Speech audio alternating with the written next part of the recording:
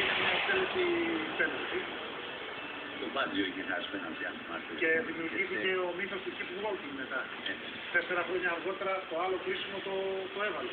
Εδώ η Πυρό μετά είχε διαιτητές στον αγώνα της Juventus. Και αυτό δεν είναι κάτι φοβερό.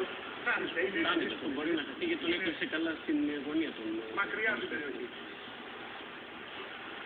Και αυτό χάνεται όμως, δεν είναι ξεκάθαρη.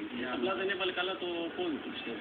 Ίσως αν χρησιμοποιούσε και το αριστερό να έχει πιο μεγάλη επιφάνεια του πόδι και να γινόταν η καλύτερη στην σπάση. Εδώ πλέον είναι για Όσκαρ Ασασίας. Αυτό πραγματικά δεν χάνεται. Αλλά νομίζω ότι η ασυννοησία μεταξύ των δύο ποδοσφαιριστών στέλνει από την ομάδα διπλώσουν την επίτευξη ενός γκολ. Και για να δούμε στο νούμερο 1 τι είναι, γιατί οι πρώτες φάσεις δεν δικαιολογούσαν τον τίτλο Όσκαρ Ασασίας.